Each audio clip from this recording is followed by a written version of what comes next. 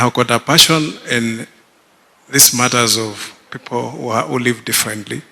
And everywhere, if I travel out of the country and I go anywhere, I try to find out how do they do it in those countries.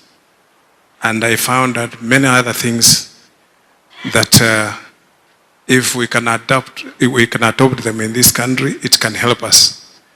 And us as members of parliament, we have the power to legislate.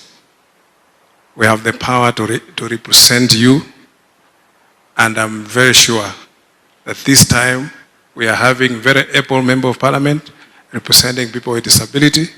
And we have even thought of going to bring back the Persons with Disabilities Act as amended, and we are going to enrich it. And when we go to the third round, before it comes to Parliament, we shall encourage you to come so that we include everything in that bill, that we need budget from the exchequer that will enable us not to look away desperately, but you get funded from the exchequer so that we meet the needs of these young people who are here. When you listen to them, if you have never met them, you cannot know that they have a condition.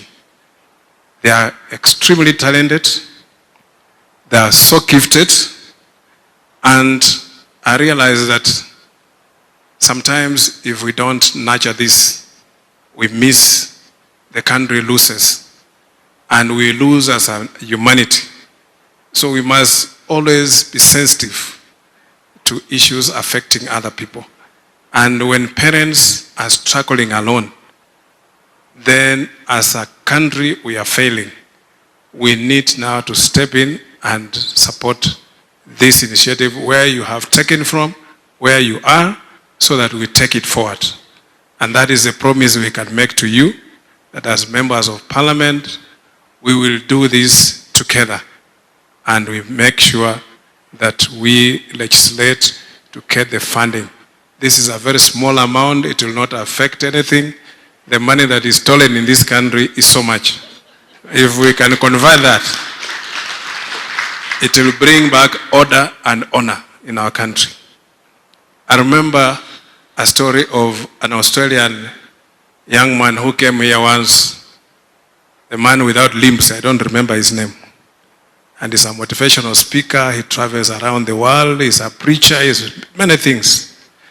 The day that he was supposed to go to school, no school in Australia wanted to take him in. And the mother of that young man took the government of Australia to court, and she sued them.